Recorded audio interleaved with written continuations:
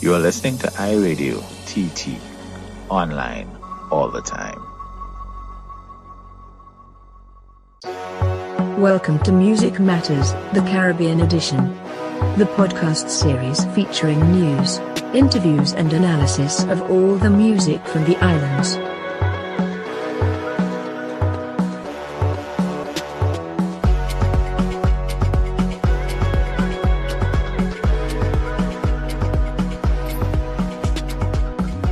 Welcome, ladies and gentlemen, to Music Matters, the Caribbean edition. I am Laura Dowridge Phillips. And I am Nigel Campbell, and once again we're talking about the business of music here in the Caribbean. Yes, we are, Nigel, and I'm very excited for today's podcast. I can imagine.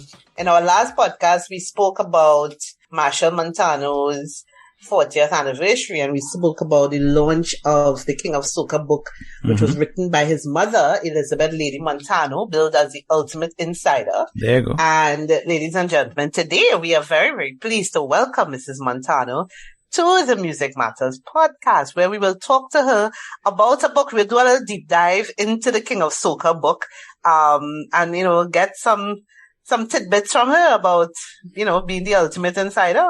Welcome, Lady Montano. Thank you very much. Thank you very much. Call me Lady. Call you Lady? I will. Okay, Lady. And Laura too. Laura, no Mrs. Montano. We could. Well, that was just for the intro, Lady. That was just for the intro. Very good. Very good. But before we start the interview, let me give our listeners a little background into what the foundation for this book was laid a few years ago when Lady did her master's in cultural studies, and her thesis was called The Making of Monk Monte, Creativity and Commodification in Trinidad and Tobago, Popular Culture. And that laid the foundation for this book. It has been a long, long labor, Lady. So congratulations to you, because I know it was a long process. How do you feel now that it's out? Oh gosh, I feel real excited. I feel fulfilled because it was a long road.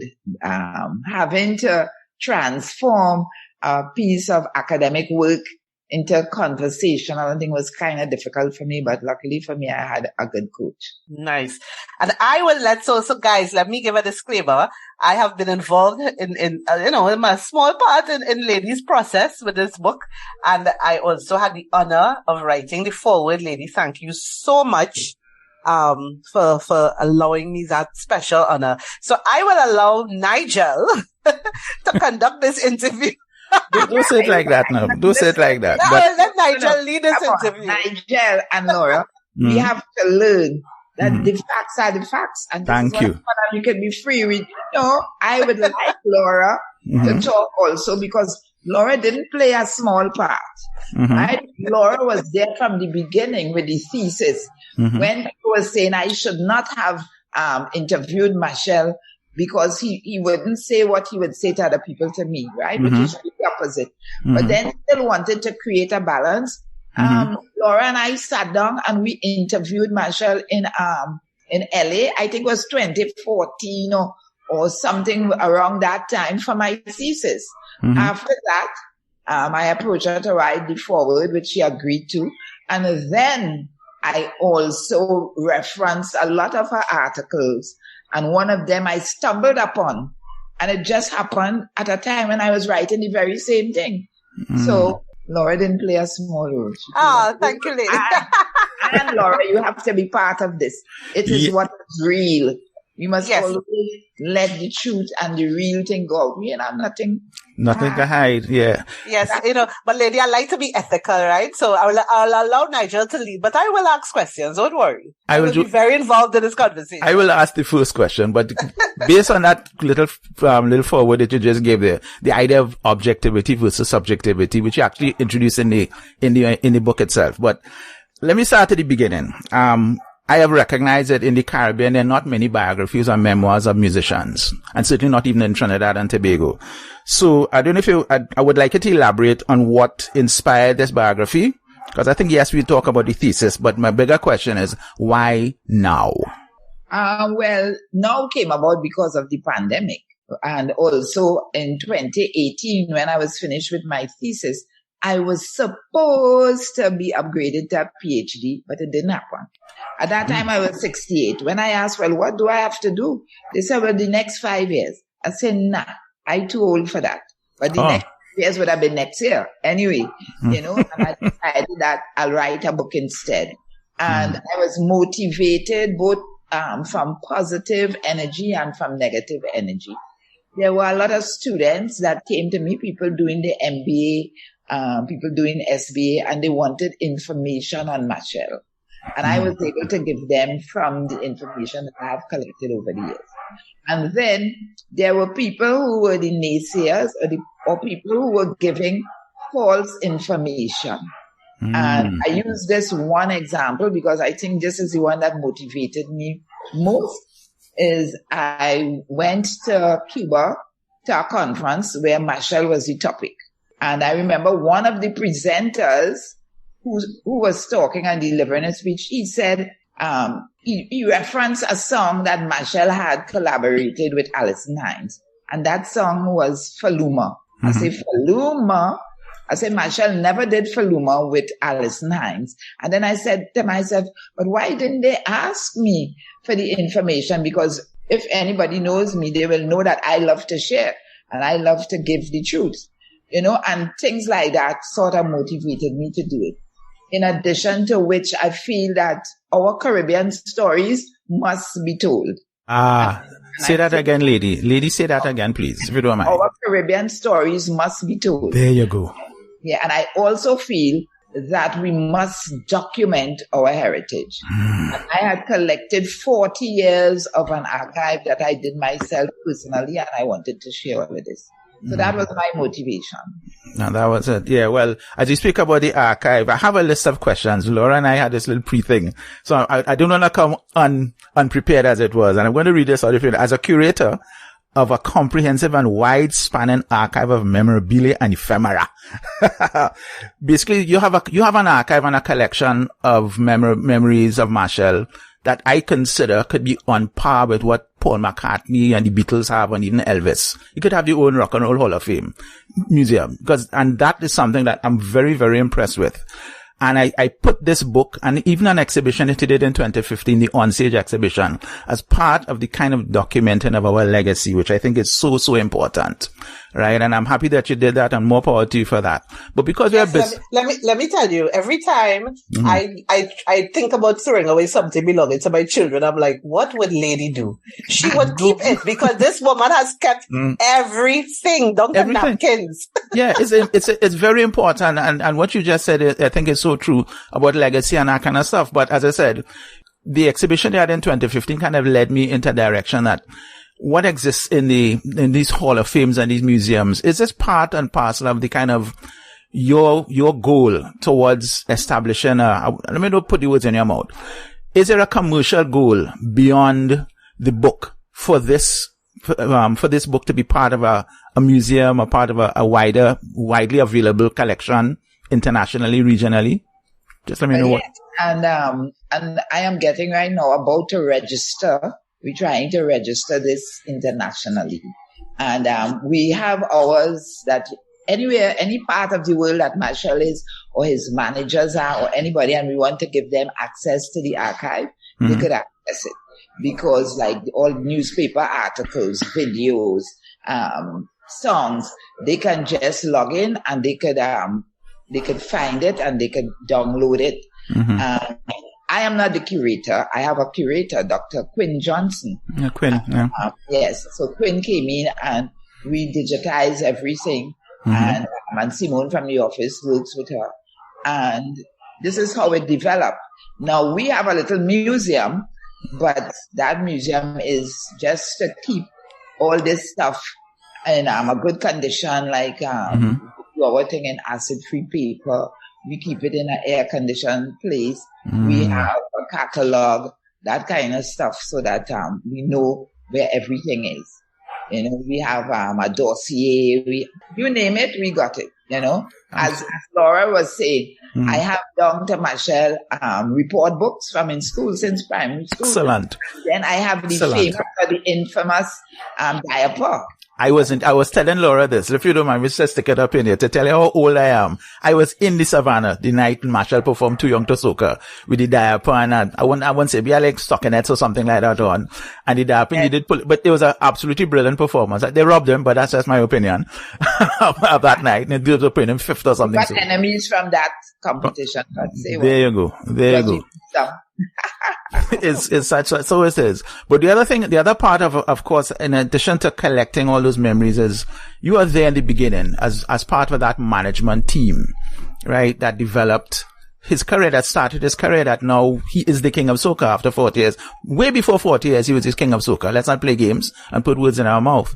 I don't know if you want to tell us something about those early years in terms of managing his career and what was the direction you were looking at and how did that develop? And certainly, I know it's chronicled in the book, but you have insight. You're the ultimate insight. If you don't mind sharing it with our listeners, we really appreciate that. But I didn't set the direction. And when, as part of the management team, both Monty and I, my husband, we worked together. But Machel was always the person who led the way. Because from very, very, very early, Machel knew what he wanted. I don't know where it came from, but he knew. And he would ask us, and we would support him, especially me. If he asks me for something, I will get it for him because I know he's not frivolous. He's very, very focused and very deep in whatever he has to do. So therefore, we were there to always support. Even when Machel was young and you find that he had to be interviewed, when I said to him, Mommy, don't confuse me, leave me alone. And I will sit down there, me and my husband, and we waiting, fingers crossed, toes crossed. What is this boy going to say? And then there he will be with this big mission and vision and being interviewed in 1985 and he talking about, he will be very innovative and he will collaborate with people and he will make the music more palatable to the Caribbean and international. And that, where you get that? And the guy will say, but this is a very serious mission. And he would say, yes, very serious. You know, and then he will say things like he wants to do music with the greatest expression of himself and take soca music to the corners of the globe. Yes. You know, and he always talk about peace, love, and unity. And we never had to put words in his mouth. So we never had to lead him. He was always sure. What we had to do is, and it's one of these things that I stress there, two things, is that we had a very strong support system and still we have a strong support system for Machel. Also, Monty and I taught him and Marcus. We inculcated certain core values in them as kids, even Nappy and all those who were around us as young boys. And when we look back now, we see where these values have manifested in them as men. And I keep telling people this because I think that parents and the people who are in charge of kids, they are the ones who will help these kids either succeed or fail. Sometimes we try to say it should be the priest, it should be the government, it should be the country, it should be whatever. Everybody, we try to put our responsibilities on. But I think it's the home and it's the parents. And I want to say, especially the mother. Lady, I'm interested as a mother myself. You know, when I had children, I had to learn the hard way. It was a surprise to me that when you put your children in any kind of activity, it's also you involved in that activity. Either you are sitting there waiting for them or you have to get the drinks, you have to get the food. As a parent, you are very involved in that activity. And it requires you to make certain sacrifices, of course, as a parent, sacrifices of time, sacrifices of resources. What was it like for you and Monty, realizing that Machel had this dream and this vision, and supporting him? What kind of sacrifices did you all have to make as parents to support him? Well, I didn't feel it was a sacrifice because the thing is, as parents, and especially as a mother, I think it was my duty to do that. Right. So as I used to tell my kids who I taught in school, I say, when you have children, your life is no longer the same thing as before. And I saw my role as a mother, right? Yes, I had my career, but I think that being a mother is very important. So that what you encourage your children to do, what you are there for your children for, is going to decide what your children will become. So I think it's not a sacrifice, it's a duty. And when people ask me, you don't have a life? I say, of course I have a life. My children, that's my life. Because I was young and I did all the things that I wanted to do. My mother allowed me. I didn't have any big set of restrictions or anything. So that now that I am responsible for 2 children, and then it eventually came 10 and 20, I think, that was my responsibility. I never looked at it as a sacrifice. And I did it for both sons, until 2014, when I decided, well, I can't take them any further. In the sense that I was able to, especially Machel, I was able to take Machel from local to Caribbean diaspora. But I wasn't as technologically versed as Machel was, and Machel was way ahead of me. I was too old, so I thought that he needed somebody younger. And Chekotari, I think, is by divine intervention, because when he came with some people who wanted to manage Machel, and he just came along for the ride, and he ended up to be a perfect match. Wow. And that is being able to know when to step back, being able to know, okay, well, there's only so much I could do, and maybe I need to bring in people who could push him further, was a very key decision that you made for his career. And there's a part of the book where you talk about new strategies, the business of music. And this podcast, we're all about talking about the business of music. And you talk about the meetings he would have with Machel, would have with the directors, and the areas that you all would look at. You'd form a management team and you restructure the administration of the business by employing business managers, and you had a legal team and people to look after marketing, promotion, social media.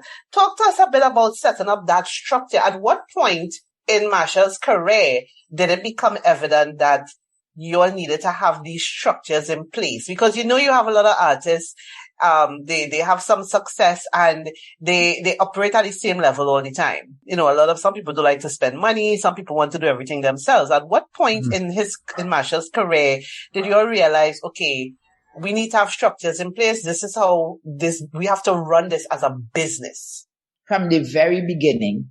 Because remember, Monty and I were educators. We were not versed in business, versed in the entertainment field. But we read, and Monty is well read. So we would read about the business of music. And even though we didn't have a complex structure in place, we always had, like, Monty was the manager and I was the public relations officer. And from the beginning, we had accountants, we had a lawyer. But as we progressed, that same family, the core, which was Monty, Marcus, Machel, and myself, we would make it our business to meet and to discuss what more can we do, what strategies can we develop to be sustainable and also to maintain that competitive advantage in the industry. So I think from our interest and our reading, we did that every 3 or 4 years. Like the book will show you how we will meet and we will develop. And at present, we are doing that now again. So we are restructuring right now with our management team in order to do smart business. What direction are you going in? Beyond music? Beyond collections? Into the metaverse? I'm not going in any direction because right now I am like a follower. I do less work. I provide the history. I provide what is there. And as I say, we now even have business managers and we have accountants and we have local attorneys and we have foreign attorneys. We diversify. We do different things, all being led by Machel. And as I say, Machel, and we don't do anything without the decision of the management team led by Machel. I just want to put this on the record. You are in the same category as these global managers. Beyonce's father was a manager up to a certain point. Michael and Janet Jackson's father was a manager up to a certain point. Effective, they started them, took them to a point where, in your case, you stepped back. I think they were fired, unfortunately. But everybody knows these are global superstars, and there's something definitely necessary to have that insider knowledge and that connection with the artist to guide them in the right direction. I think even Taylor Swift's mother was a manager. So there's nothing wrong in having a parent as a manager. Certainly, I would suggest that's the best thing. And you've proven, beyond a shadow of a doubt, as you said, you're well-read and educated. I'm a kind of a snob for education. That is a necessary part of having the thing. You recognize the importance of teams. You recognize, okay, Machel has a vision, and clearly that family circumstance made in 1985 was Machel 10. I don't know his age in 1985, but 9 going on 10. 9 going on 10, and he had these beautiful sentences, and he had a vision, which is important. That is a credit to you and Monty. So more power to both of you all. Just wanted to get out on the record. Laura, talk to me. Before you go, Laura, but the difference between me and Monty, with the other parents that were managers, we were never paid. Oh, right? We did it. We because remember, we were working at the time. Monty was a petroleum geologist, and I was a guidance officer after we were teachers. So that I couldn't be fired, neither Monty, because, like I went myself, lady, I will fire, and we make it do. I said, but you can't fire if you deny her, and we will make those jokes. And it was just done because, again, as I say, I think it was necessary. And we came out of the Black Power era, and my children were born during that time. Mm-hmm. And again, we go back to the values where we wanted to teach our children about sharing, teaching our children about peace, love, and unity, because at that time we needed the races coming together. We also teach them about integrity, working hard, the power of education to social mobility and these things, that we were not concerned about the money, right? Like I remember one of the artists, Soca artist right now, parent was their manager, and they called me a day and say, I went to school with him, and he asked me, Liz, how much do you charge Machel? What percentage do you take from Machel as a manager? I say, wow. I don't take any percentage. I don't take any money. I say, but what I do know from my reading is that managers get 10, 15, or 20%. My thing as a child was always, I want to be able to contribute to see the success that this child or this group could achieve. Your rewards are beyond money for all the 40 years, and certainly this book is yours, if I understand it correctly, so that the rewards will continue. But God bless you for guiding the King of Soca to be the King of Soca. Now, lady, one thing about this book, it does not shy away from, it literally is a real biography of everything that Machel has experienced in his career, the highs and the lows. It doesn't shy away from the controversy. So there's a chapter on, some of the controversies, the Zen story, the getting jailed in St. Martin. As a parent, how do you separate your emotions when things don't always go the way your child wants them to go, or the way you think they should go? How do you separate your emotions from the professional aspect of everything? Because I know, you and I, lady, we both had both the same horoscope, and I don't know, I would want to write hard for my child if something doesn't go the way it ought to go, if he's been maligned, if people are bad talking him, if something happens that causes him pain. How do you separate the mother from the manager? You see, first to begin, it's my personality or how I am, right? And the things I believe in, and I know I always say that, Lord, grant me the serenity to accept the things that I cannot change, the courage to change the things that I can, and the wisdom to know the difference. So I don't work up myself over things that I can't do anything about. If I could do something about something, I do it. So I don't worry. Like when we got in that problem with in St. Martin, right? I know the truth, because I know that we will not, and Machel will not or ever take the chance to bring marijuana in a suitcase after having lived in Jamaica for 3 years. And we know that when you come in through the first door, they scan your suitcase, and that the suitcase is 90 pounds and the limit is 70. I'm not that stupid. Just remind our listeners, what year was this and what exactly had happened? That was I was not going to ask. Yeah. 2003, and we had gone to Canada, and then we went to Jamaica, and we were going to St. Martin. And when we got to St. Martin, we took up our 27 bags and went. But for some reason, 2 bags got there with one with my name on it, Elizabeth Montano, and the other one with Machel Montano. But they did not know that we don't ever put Machel's name on luggage, on van luggage. Mm-hmm. And they put my name, and we put E. Montano. So that when they asked for all the tags, and we came, all the tags had E. Montano. Am I going to be so stupid that I'll put Elizabeth Montano on the one with marijuana? Come on. They insulted my integrity and my intelligence. Wow. And I felt comfortable. And, and I never shy away from these things because I grew up in a life where my childhood was not one of riches or one way. I think I lived with my mother, my grandmother, and my sister. And I was always like the leader in the pack, and I always had to be there defending or whatever. I was known for being able to do things, and I don't ever get worried as long as I can do it. If I can't do anything, then I'm going to sleep because no matter what, the sun is going to rise the next morning, and I'm not going to get high blood pressure. And once I have the truth, from my children, I'm good. Mm-hmm. Wow. You know that old cliche, the truth will set you free. It literally and figuratively worked in the situation here in St. Martin. When my parents were small, they get licks for that. The father then used to make joke. Oh, God. Boy, was this in Europe? Go ahead. Let us know. Ask Nappy. Nappy will always tell you when he's talking.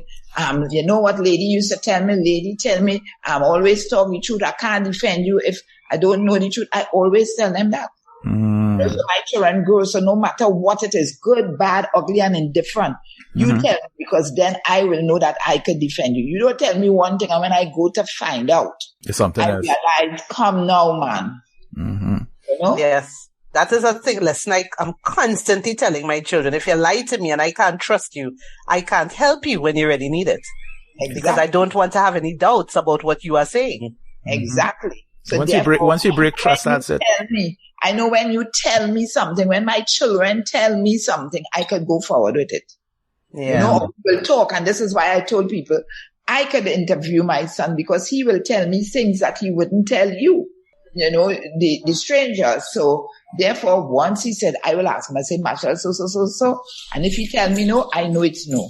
Laura, go ahead. Yes. So lady, in this book, you also talk about a lot of the qualities and traits that really made, are responsible for Machel seeing 40 years in the business.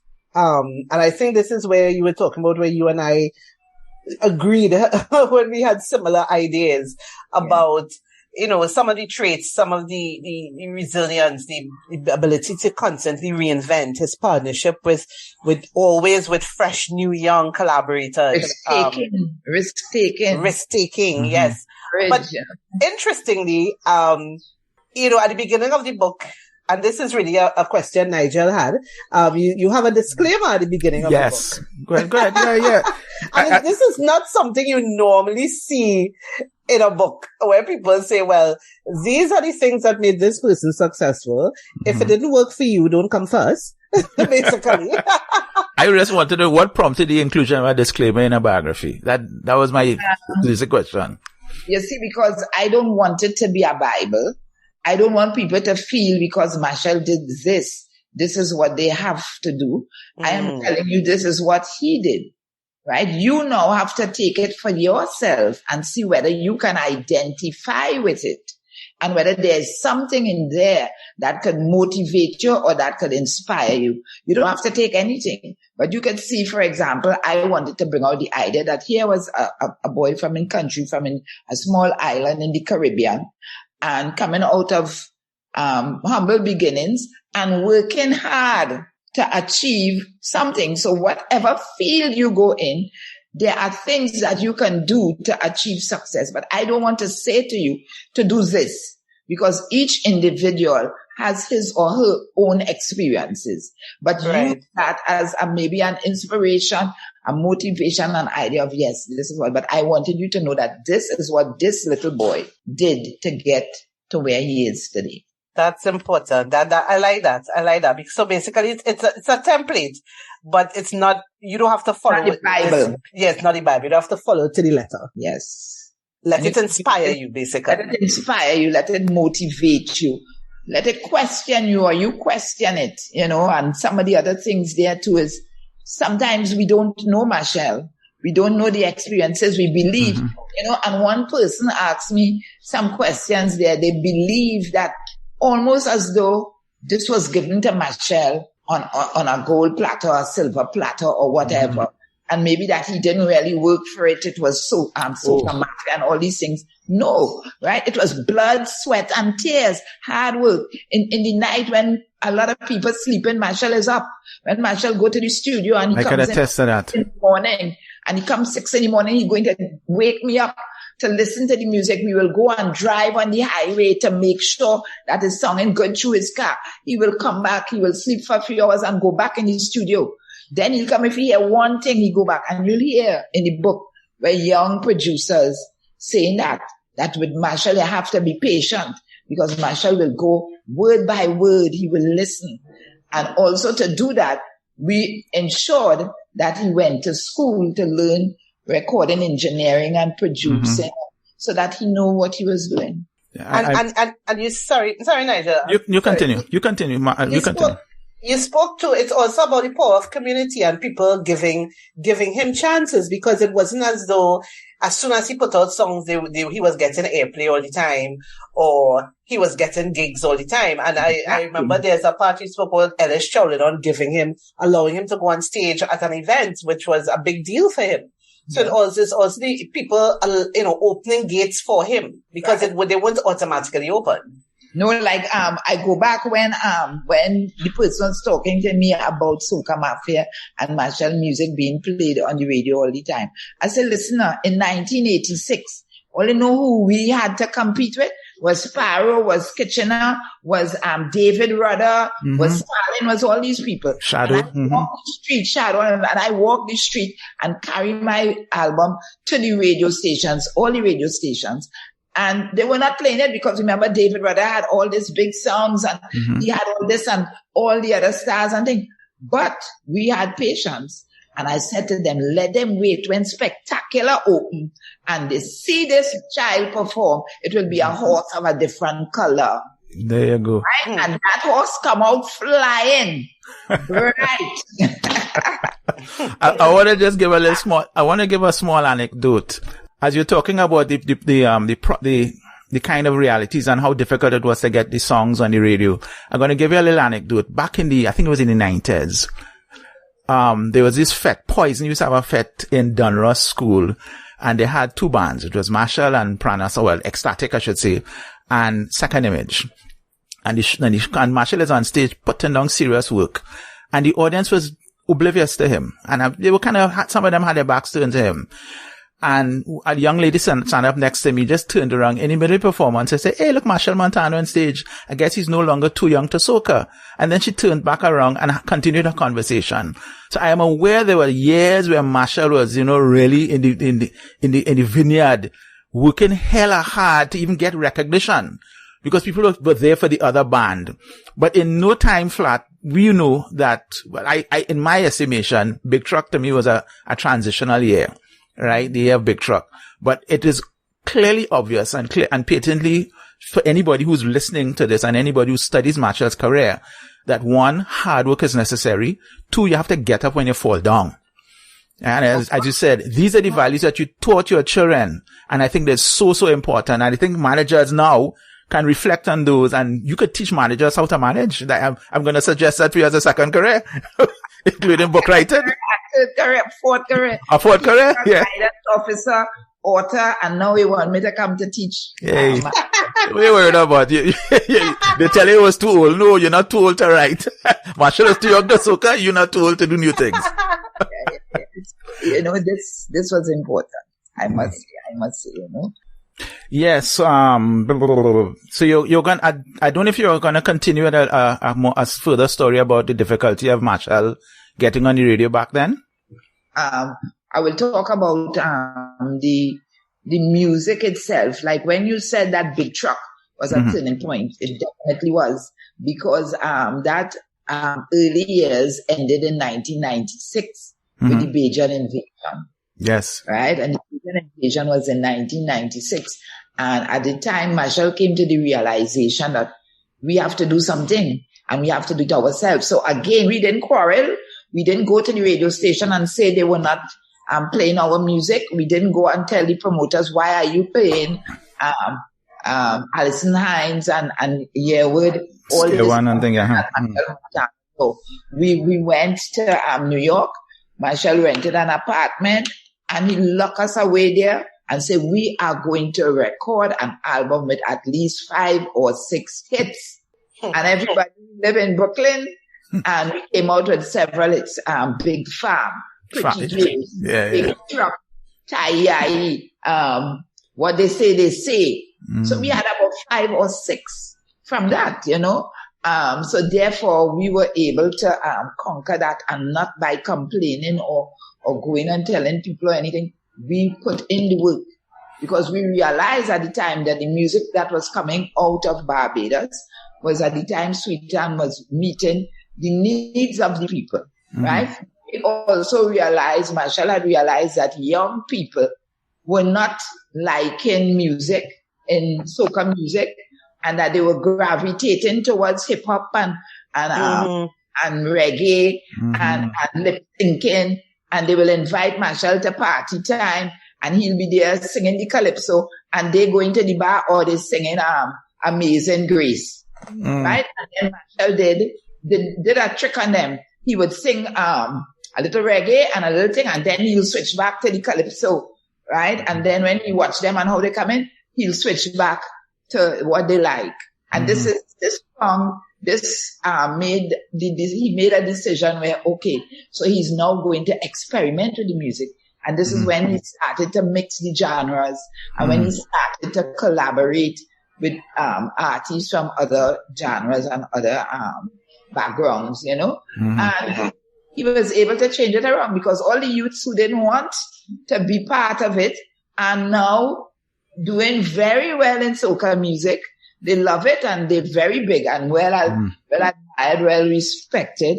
But he was the one who cut the grass. Yeah, he was a pioneer. Yeah, you know, he was a child and he went ahead, because when he went to Star Search, he was going to sing Just the Two of Us and Too Young to Soca, right? And he said, should I sing the ballad or should I sing my thing? Should I do it for my country? And he chose to do Too Young to Soca. Yep. And then he was a pioneer there, where he was the first child or the first one doing soca music to that extent on national TV in the States, where all these stars come, Beyonce and all of them, make their name in Star Search. That's true. And he did it. He took the risk of doing that. It's the same thing when he went to party time. Should I give up my soca, my calypso, and go and do just like what the others doing? And he said, no, I think it is my duty. And then people looked towards him to deliver them to this bigger international market. And the strain was always there on him. You know, I remember one artist saying, well, you know, we thought Machel would take us to the Grammys, but it looked like Machel is not Machel. They don't know what it takes to get to the Grammys. Wow. So again, you have to be registered as a member of the Academy. Which Machel is.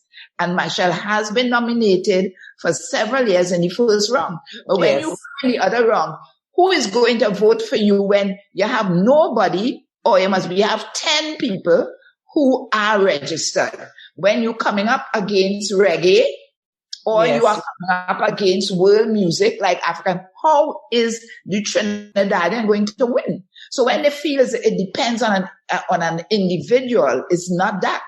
It depends on a movement. It depends on us coming together and lobbying for our music, but we don't do that. We see everything as being an individual thing, or we find it shouldn't be Machel, and if it's Machel, we're not going to support him. Why not somebody else? Cutting off our nose to spite our face. Yeah. I've written. I used to write for The Guardian. I write now for Caribbean Beat, and Laura is the top journalist in the Caribbean, number one entertainment journalist in the Caribbean and Trinidad and Tobago, Laura Dorich. Don't stop smiling.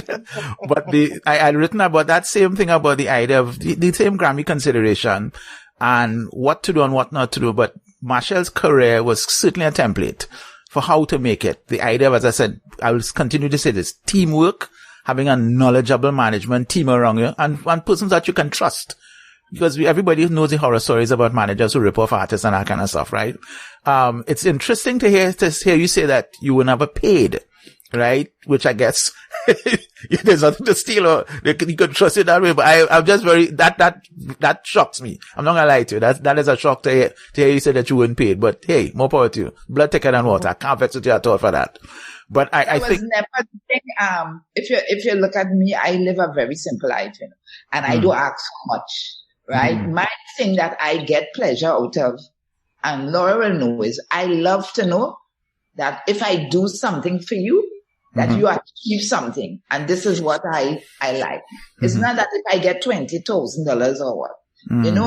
I don't really have to go in search of money. My kids will take care of me, and I have a pension. And before that, I used to work for enough money because I was qualified. So money was never my thing. And I always say too, that if you put in the work, the money will come. Correct. But I expect the money to come, and I'm not doing the work. You understand? So that is my whole philosophy in life. And I think it has worked for us, because it's the same way people don't know. People feel Machel making all this set of money all the time. And sometimes Machel will do something and not take money so that other people can get it, or depending on the opportunity. The money is not what it is important, it's the opportunity. Wow. So it depends. And it has never been that. And even if Machel has made or is making a lot of money, there were times when Machel worked for $10, $100. When we were working with Spectacle in 1986, they hired Machel to work on the weekend and to sing with Roy Cape. Monty went to Mr. Martino and said to him, we would like to bring our band of young boys to back Machel, and we will use Roy Cape to augment it with the horns. Mr. Martino said, but Monty, I can't pay no band. Monty said, we're not looking for money. We will take the same money you pay Machel, and we will share it up. Wow. They don't know that. We go to Canada, they supporting Machel. We carry the whole band. We stay in one room, and it have a bed and a couch. Monty and I would sleep on the floor. The boys will have the bed and the couch, and then we get up and we dress and we go and mash up the place. Nobody knows how we living. And we come back and we are satisfied. But people always feel that, this and why Machel, and why they giving Machel the opportunity, and why they ain't giving the sugar cake man, why they giving him. In understanding that the business, if you call on me now, Laura, for something, I could just as the click of a button. Yeah. I could get the bio. I could get his export plan. I could get financial statements. I could get whether he paid VAT on, right. And the management, he could come up. If I call Nate now, I say, Nate, could you send me the instrumental for the song You? That second, I get in it. Yeah, because they have everything in place. We don't have to go look in place, Yeah. And this is what makes the difference. I recognize your passion, and I believe these are the stories that were going to be coming out in the book, obviously. To become the king of soca, it's a lot of hard work and there's a lot of labor in the vineyard, I think was the phrase I was looking for before. And I hear your passion, and I think artists, although you have the disclaimer in the book and it's not necessarily a textbook or a Bible, I think there are many lessons to be learned by reading the story of Machel. And it's something I'm a collector of books. You're probably not seeing some behind me here, but I have a lot of artist biographies, musical artist biographies. I'm a fan of that genre of books. And there's one thing that becomes very apparent, that yes, some artists can be just thrown in and a producer will just hand them hits because they look pretty or some kind of thing. So, but the idea of hard work for Caribbean artists, because Machel is the king of soca, but we have dancehall and reggaeton and reggae and calypso, all trying to compete and to get a space in the American market, the European market, the Asian market, and now the African market as it was. But a lot of people don't want to do the hard work. And as I said, today is 40 years of Machel's career, but even at 10 years of Machel's career, he was working hella hard.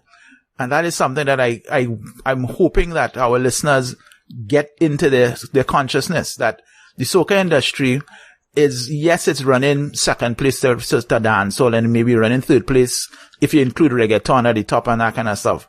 But we have to work. We have to work and we have to work hard. I want to ask you a couple more book questions, if you don't mind, about the actual physical book, right? Because it's an impressive book. It's about 10 inches by 10 inches. How many pages? About 300-400 pages?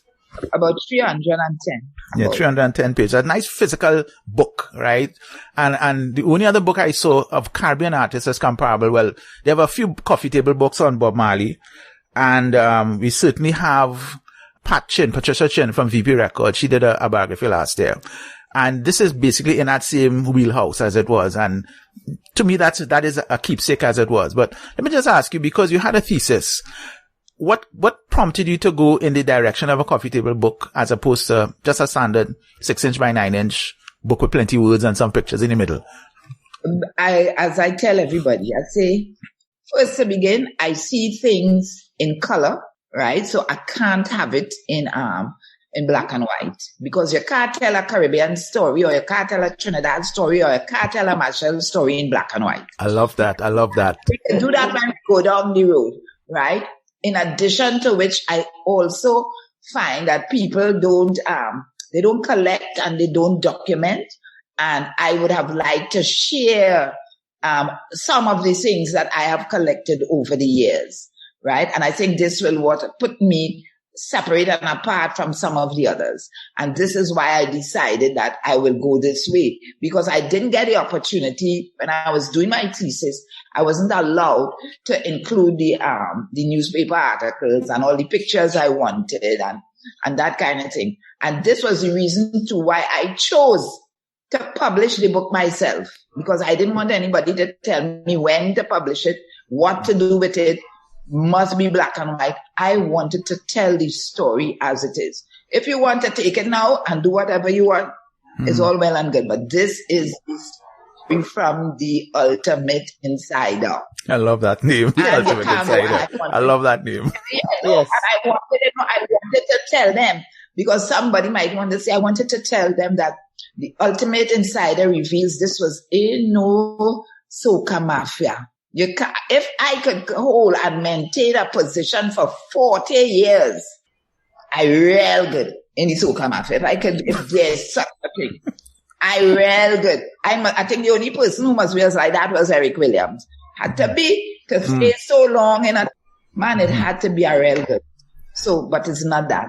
It's blood, sweat, and tears. Blood, sweat, and tears. The whole theory of a soca mafia, I spoke to the head of a radio station who told me effectively that he only owns 3 radio stations and there are 36 radio stations in Trinidad and Tobago. So the notion of a soca mafia, the maths doesn't add up to prove that. My anecdote about Machel at Poison Fete also tells me that there was an era when Machel was not the number 1 soca artist in the world. That much is clear. Exactly. Right.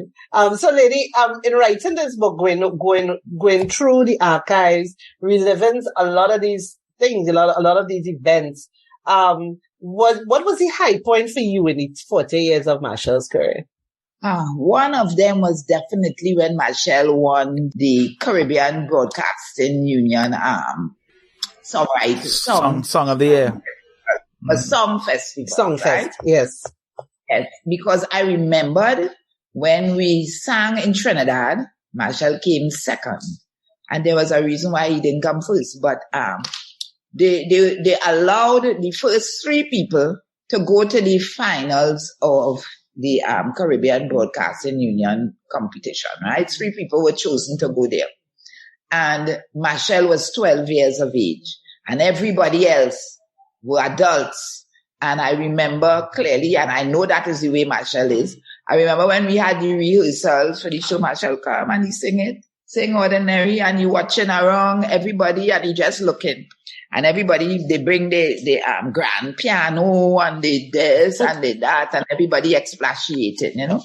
But I know that when he come the night, it will be again a horse of a different color. So the night when he come and he sang, the name of the song was Dream Girl.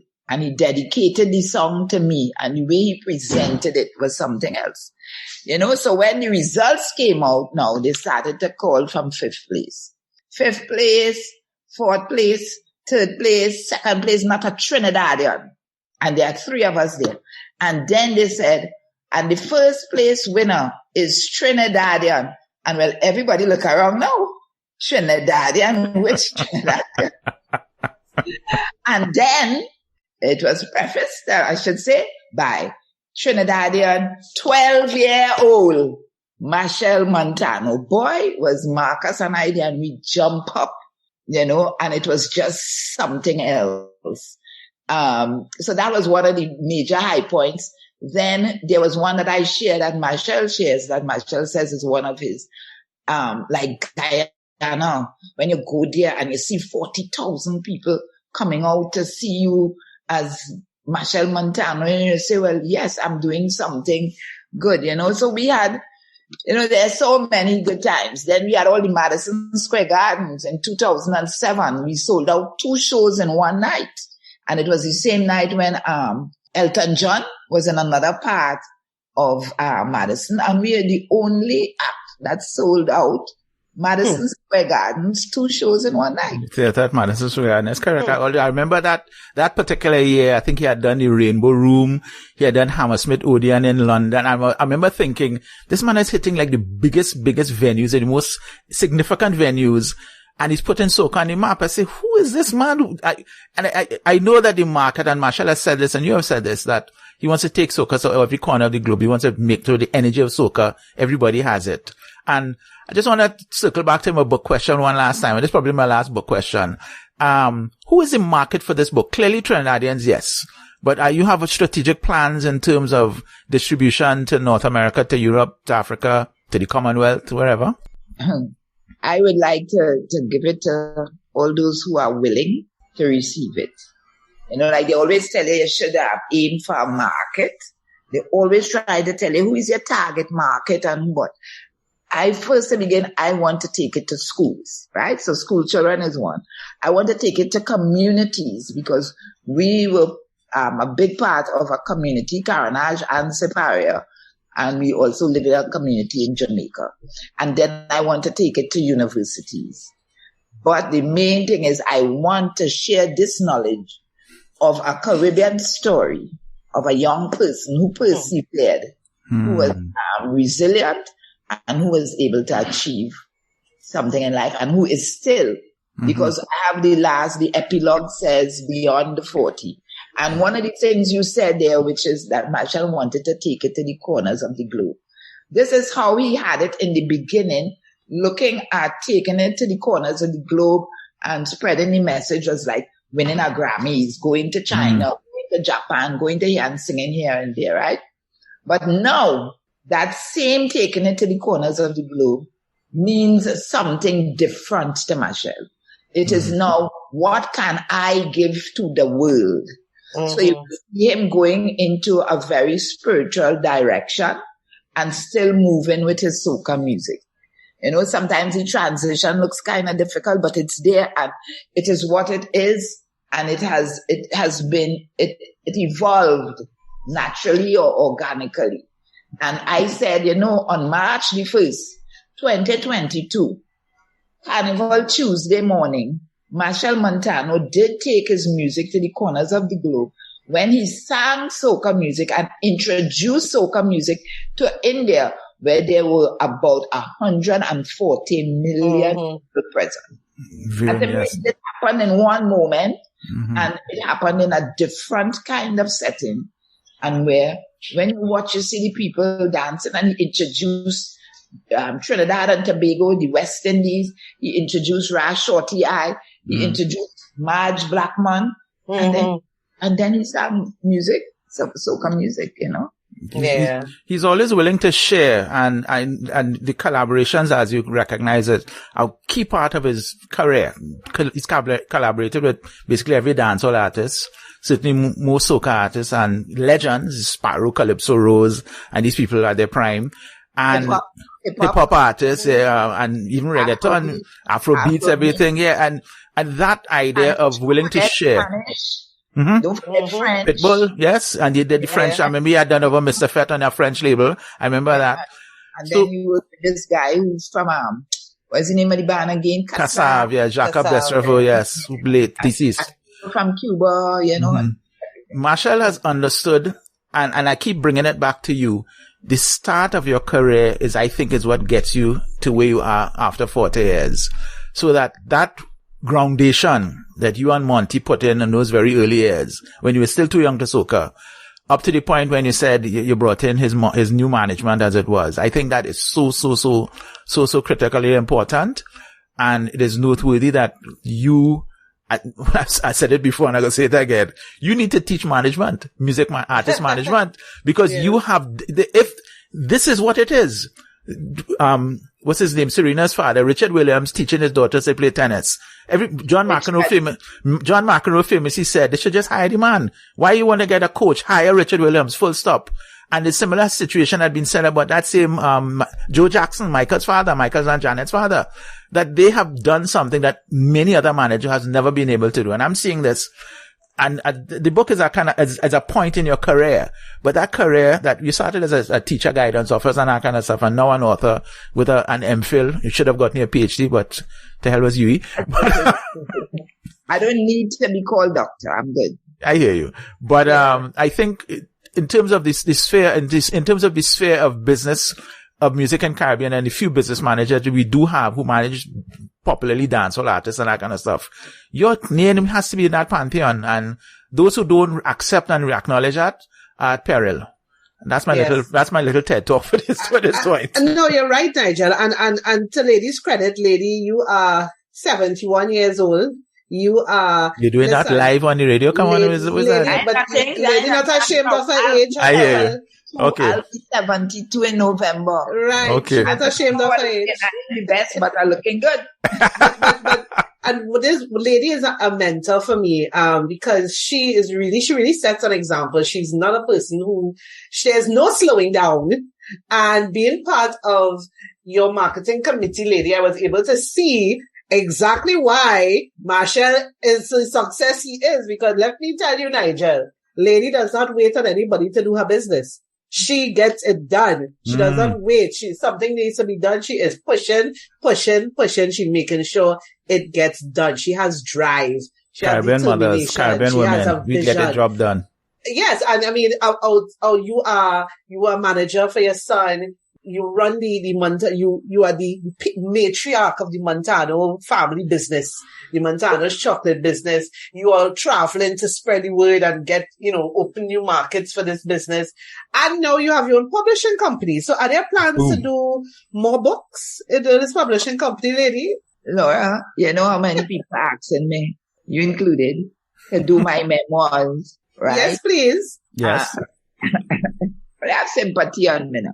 Let me finish this one now, because I don't like to do a job halfway, right? So let me make sure that this one is well delivered. Because at the end of the day, as I say, I am very, very, very concerned about young people and how we socialize young people and how parents prepare their children for adulthood. And when you're always saying that the values or the teachings of when you was too young to soca, this started, as I said, in the 70s, so that by the time our children were 7 and 9, these core values were already instilled in them, so that when they did go out, they knew what it meant to work hard and to push and to strive for excellence and, and to be patient and to be sharing and all these things. They knew that from early, so that when they entered the entertainment business, they were prepared. And they had good examples in you and Monty. Really good examples. Monty and I worked very hard in our career, because remember, I was a guidance officer, Monty was a geologist, and we worked real hard. We were not 8 to 4. You know, I would travel the whole country and I will go to the schools, and there was a school that other officers might not have wanted to go, and I would go. You know, and my children saw that, so that we lived by certain examples, you know. And that's how children learn. They don't necessarily learn from what you say, they learn from what you do. What you do. Exactly. And remember, they with you all the time, most of the time. So the memoirs is down the road. Let me deal with this good. let me just add one little another anecdote that you could add to this memoir. It just popped into my head. Back in the Too Young to Soca era, as you admitted, there were some spares that were pelted at Machel because literally he was too young to soca. He shouldn't be singing in a tent, blah, blah, blah, blah. And Mighty Sparrow said it to very, very clearly. He said, what is wrong with you people? The man has 2 parents and he has 2 intelligent parents and they know how to guide him. I always remember that statement by Sparrow. Sparrow acknowledge and kind of reinforce your role as managers, parents, and hope that, well, as far as Machel is going to go very far. And well, as we can see, right? Yeah, 40 years later. Yeah, as we can see. But there were people who, Trinidad is this kind of society, and I can't speak for the other islands in the Caribbean, but I know I've heard all these stories, but where there's all these jabs and, you know, slings and arrows and that kind of stuff. But the other thing that you all have done is what I kind of have a kind of steely personality where you have a defense force that, like a duck water could run off your back. Oh, look, you're saying it. It appears in the book, and I'm waiting to tell you that, you know. There you go. Tell me. I told my children that when people talk about you, it's like water on a duck's back, just rolling off. Rolling off, yes, because... Just to know your truth, you know, and the people will say all these things, and you can't always pick up everything everybody would say. And a lot of these times, the people who will talk, they don't know. They don't even know you. You know, people will watch at me. I want to give this example. They will look at me and say, look at how I read. Boy, she does real smoke marijuana. I have never said that? I have never smoked one day in my life, but my eye was damaged in an accident. Wow. You know, they don't know. So you see, these kind of things. Lady, you don't even drink. I never drank. Welcome to the club. Me when I was young and they feel, oh God, I drinking, and I have never. Right? And people don't understand that. And yet people will go out there and say things that they don't know. And they will say that, sure, my uncle was there, my father, my cousin was the doctor, my this. And they will be given things that they don't know about and that they hear and they spread in. But as we say, it's just rolling off, except when there is disrespect, not only for us, but for somebody else. So I remember the first time that we really answered was with Dr. Machel. You know, I remember that, yes. At Dr. Machel Part 2, which I think was really, really good. I remember it. Yeah, that was good. That was really, really good stuff. And that, we always let people say, and we tell them that, you know, the truth will always reveal itself. And the truth is in the book. I mean, come on, people, get ready program, go and buy the book. I'm doing a little marketing for you. Go and buy the book. Yes, definitely. And on that note, lady, if you can tell our listeners where they can get the King of Soca. Right. You could get the King of Soca online and you could get it in bookstores. You could go online at www.kingofsoca.com and you can order your book and it will be delivered to you any part of the world. And then we have it in bookstores here. We have started distributing. We have paper-based. We have Metropolitan. We have Nigel Arcan. We have all the bookstores are reaching out. Unique. Everybody's going to get the bookstores in Trinidad. Yeah, your favorite bookstores. And then come September 9th, I'm launching in New York. Just a few days after our 40th concert at Barclays Center. Barclays Center, say it again. I love that. Go ahead. Love that. I am launching with the Brooklyn Caribbean Literary Festival. Some young Trinidadian female writers. Yeah. So that I'm going to launch in New York on the 9th of September. Congratulations. I'm going international. What? I love that. Miami, and I'm going to tell you, spreading the message now. So wait on the memoirs. You know, that life, to tell that life is another story. Yes, indeed. We cannot wait. So, ladies and gentlemen, if you're a fan of Machel Montano, you're a fan of Soca, you're looking for a good present for a music lover in your life. If you're a fan of Caribbean music, get real. Fan of it is bigger than just Trinidad. Get this book. It really King is a of work Soca of love. by It's Lady a work of love. Elizabeth Montano. It is Ultimate Insider. the ultimate insider. And it is not it's not a simple book of a mommy writing about her son. No. This is a researcher, and she made the statement, objectivity versus subjectivity. And it's the truth. A lot of rumors that you've heard, they will be corrected by reading the book. And it's a nice book. As she said, Caribbean stories have to be in color. And it's a physical document, a nice hefty coffee table book. Spend your money. Yes. It'll be a good investment. Shout out to Practice for the design. It's really a beautifully designed book. Well, let me tell you something. And that is another thing that we taught our children is to invest in local, is to appreciate and respect local. And I remember one of the things they were telling me that the book couldn't be printed in Trinidad because of all different reasons. And I say, but wait, America, all these places, they send their books to China to be printed. And I thought it was because they will get it much cheaper. I said, but in Trinidad, there must be some quality. And then Monty kept behind me, Liz, you're sure that you can't get this done in Trinidad? And listening to Monty and hearing him come in and tell me that, over and over, I say, I'm going out and search. Yeah. I did search and we came up with Office Authority. Shout out. I'm proud of how they printed our book. And then don't talk about Practice. Practice, again, young people, and they did our chocolate package, and I was very impressed.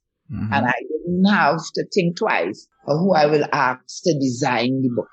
And it was well designed, well laid out, and well printed.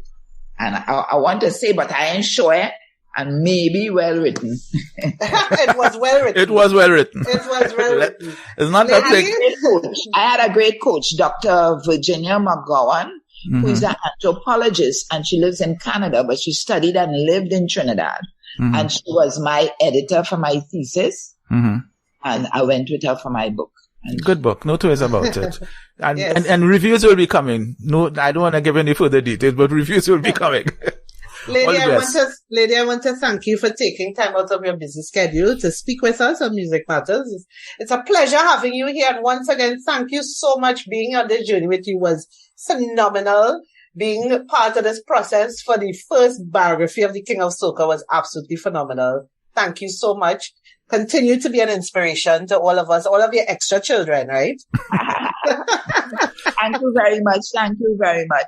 And let me just stick this in as the person who's not writing the foreword of your book, but as an observer of the music industry, it is an impressive book. It stands up there with any kind of large coffee table book about biographies and memoirs in the Caribbean, and as well as any internationally. Let's not play games about it. It's a beautifully designed package.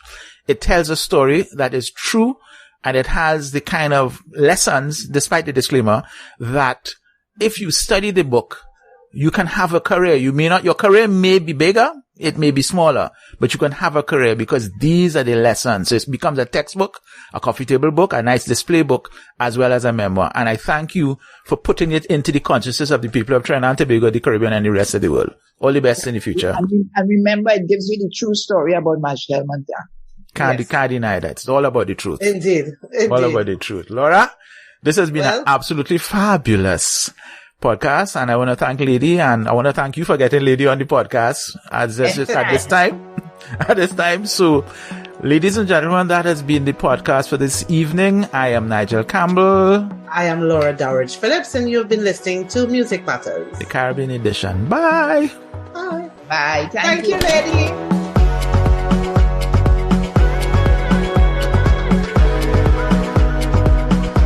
Hey everyone, thanks so much for listening to Music Matters, the Caribbean edition. If you enjoyed the podcast, please like, subscribe, and follow us on Facebook and Instagram at Music Matters Caribbean. And if you want to listen to our previous podcasts and keep up with our new material, check out the website podcast.iradio.tt or listen and subscribe on Apple Podcasts, Stitcher, TuneIn, Radio Public, and more of your favorite podcast platforms.